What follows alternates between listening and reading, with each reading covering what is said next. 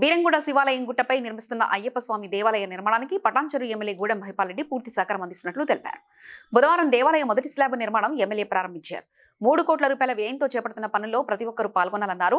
అమీన్పూర్ మాజీ MPP Devanandam, municipal మాజీ chairman Panduranga Reddy, మాజీ వైస్ చైర్మన్ నరసింహగౌడ్, మాజీ కార్పొరేటర్ అంజయ్య, మాజీ కౌన్సిలర్లు, భక్తులు పాల్గొన్నారు. శివాలయం ఆవరణంలో బీరంగూడ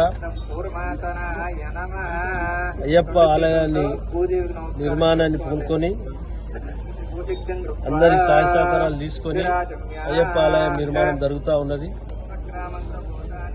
భక్తుల సహకారము, డోనర్ల సహకారంతో ఇది ముందుకు సాగుతూ ఉన్నది. ఇంచుమించు 3 కోట్ల రూపాయలతోటి దీనికి టెంపుల్ నిర్మాణం పూర్తి కావడానికి అంచనాలు ఉన్నాయి. తప్పకుండా దీన్ని పూర్తి చేసి అయ్యప్ప భక్తులు శిరస్సు వంచి నమస్కరించుకుని ధన్యవాదాలు తెలియజేస్తా ఉన్నా. ఎందుకంటే సమాజంలో